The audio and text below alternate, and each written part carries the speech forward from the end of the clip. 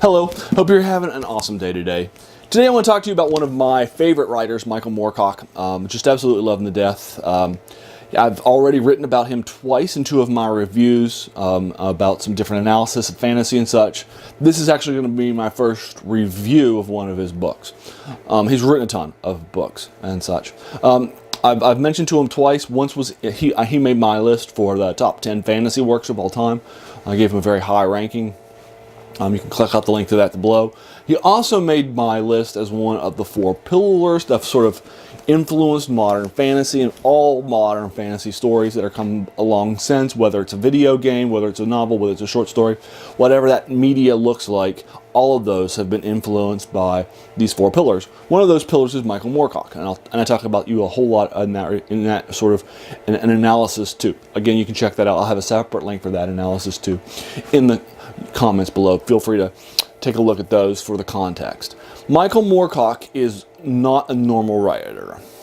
He's a British guy writing in the 50s, 60s, 70s, and 80s, up through today. He is a modern writer. He brings a lot of sort of new ideas with him to the genres that he writes in. He's considered by a lot of folks to be this, in Britain, to be this writer who has transcended his genres of science fiction and fantasy. And he is considered sort of this literary writer. He has these works that have just really been well received, like Byzantium Endures or Behold the Man, that are very much these sort of literary works and considered in high regard and high esteem over in Britain. Outside of Britain, he's still mainly considered a genre writer of horror and of science fiction and fantasy. He does have a lot of influential things. For example, he was really the first one to create the cyberpunk genre in the 70s. He really wrote it before, Neuromancer and Gibson kind of put it on the map. He was kind of the first one to do that. He was also the first one to sort of create this concept of the multiverse with multiple planes of existence and such in his writing. He even coins the term the multiverse. He's the first one to have anti-heroes. His characters, like the Stormbringer and weapons and such, are things that have resonated throughout fantasy. This is a guy who has a big sort of shadow that he's cast across the genres that he's written in. And he's a great guy. I love him to death. I think he's a great writer. He's also a different kind of writer. He's not a super fast read. Something that might seem, particularly some of his earlier works, they may seem like they're going to be, it's a small book. It's only like 150 pages, 200 pages. It's going to take you a little bit of time to get through it. It's not going to be as quick as some of the other writers have been, which is fine.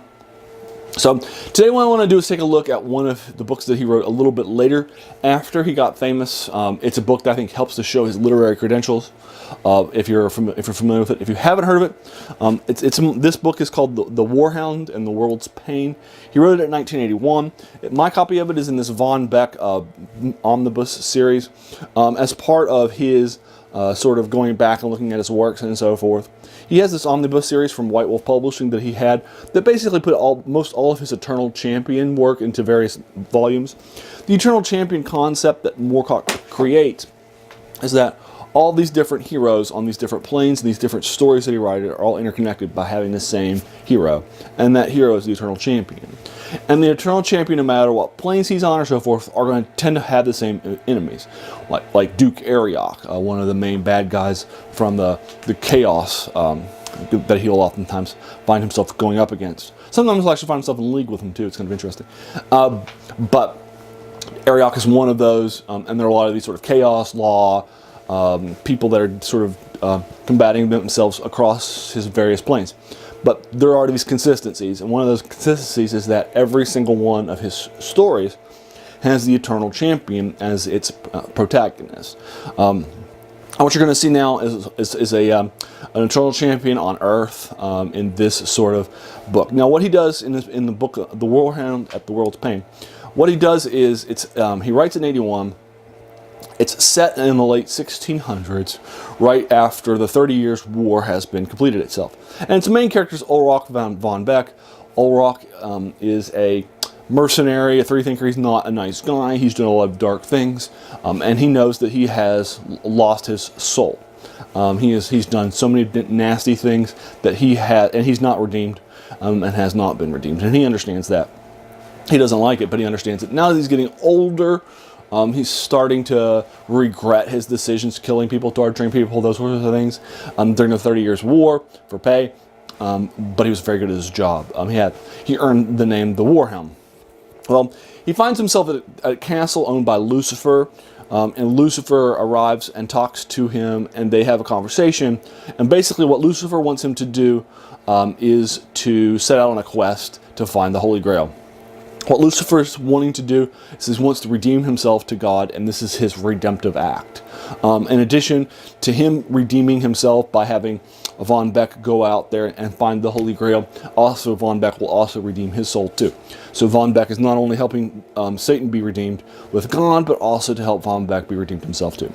And he says that the Holy Grail is going to be a cure for the world's pain. And after the 30 Years' War, Europe is really in a bad place, and so this is going to be something that's going to really help. It's going to help to cure a lot of the world's pain that's happening. This whole sort of Holy Grail. So he sets out on a quest. I'm obviously not going to reveal in this what the results of those are, but this is Michael Moorcock. He is a thinker. He has these big ideas. He's going to have some great ideas. There's going to be adventuring across Europe, as well as some fantasy areas associated with it that are set sort of in the Christian mythos. They're going to be traveling through hell, seeing sinners that are there, taking a tour of that early in the book. Later on, he's going to be fighting against Duke Ariok and some other people that have decided to break with Satan. As a part of this, sort of his desire to redeem himself and make himself right with God. So many of these people are not going to like that. And so for much of the book, the War Hound, in order to solve the world's pain, and our main character is going to be fighting against many of these rebelling sorts of people that don't want to have redemption, that don't want to make it back. They're very much happy with who they are and their evilness, and so they're reveling in that. So the book has these different fights and these different battles between the forces that are serving Satan still to this day and are still loyal to Lucifer, and the War Hound, as well during this quest for the Grail, as well as all the people that he's fighting up against too. So that's kind of what the battle is happening. It's this very much a mythic story. It definitely feels like you're reading, Inferno or something like that. That's kind of written in the 1400s, 1500s. That's kind of will take you down to hell, tour people's different sins. What are they doing? Talk to the devil and such. It definitely sort of feels like it has, like he's trying to tap into a Dante-esque style of storytelling. He does a great job of it. It's definitely different. It's very evocative. It's very powerful. It's got a great mythic art to it. It's got a great set of concepts to it. For example, early on, and because this is like the second chapter, I'll give it to you as a spoiler, but for example, early on, Satan finds out that people in hell are going to be best punished not by being like getting flogged at the same time or everything like that, which will keep them interested in enjoyment, but just to sap all that out and just have them just sit there and just not do anything and just be totally bored. Which I think I would agree. I would think that, to me, that's more compelling as an eternal torment, just to be completely bored for the rest of my life than to have like be continually engaged with pain.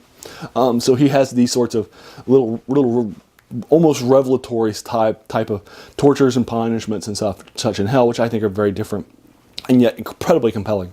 And so that's very much a great thing that he's doing. He's trying to evoke Dante. He does a great job with it. He also has it as a part of his own Eternal Champion mythos, which he does a good job with. Like Duke Ariok, for example, will appear in it as a minion of hell and one of the Lucifer's henchmen. So it's a great story. War Hound and the World's Pain, written in 1981. You can find it in a number of places. You can find it as a single novel or in a variety of collections that Moorcock has collected. My Von Beck collection that I have, it's about 170 pages in this. It's the first book of this, and it's not going to take too long. As Moorcock gets better as a writer, his writing becomes a little easier and more digestible. So this is written later in his career. It's not going to be as long of a read as the same length of an Elric story or something like that. So you can probably just read it in a few hours. Trust me, it's a good few hours. If you've heard of Moorcock because you've read some of his more popular works, or the Elric stuff, for example, but you've never heard of the War Hound and the World's Pain, I'd recommend checking it out. It's different. It's still sort of in the fantasy genre, but it's more that sort of fantasy combining with the sort of Christian mythos with demons and the devil and stuff like that are kind of as sort of the bad guys and the good guys of this story. So it's very much a very interesting sort of storyline and plot line, but it's still fully fantasy, fully interesting. It's great. It's a great story with a great conclusion, and I'm sure that you would enjoy it if you did invest that time into it. I'll hit you up with a link down below that will link you to some Amazon stuff if you wanted to check it out and buy the War Hound and the World's Pain and read it. I'd suggest that you do. You're not going to waste your time. You're going to be happy with it. Again, it's kind of this modern Dante-esque storytelling that's great. And again, it's also a good example of how Moorcock will sort of break outside of the genre. He's not tying himself and tethering himself solely to just traditional fantasy and traditional science fiction and calling it a day. And that's a good example of how, you know, Britain considers him, why Britain considers him a literary writer is the War Hound and the World's Pain. There are sequels to it as well that don't follow the character of Ulrich von Beck and the War Hound, but will move forward to future generations of his that are also having to deal with finding the Holy Grail again and some similar stuff. So you can continue to follow up with that. If you like this, there are more stories in this genre that were written in the 80s.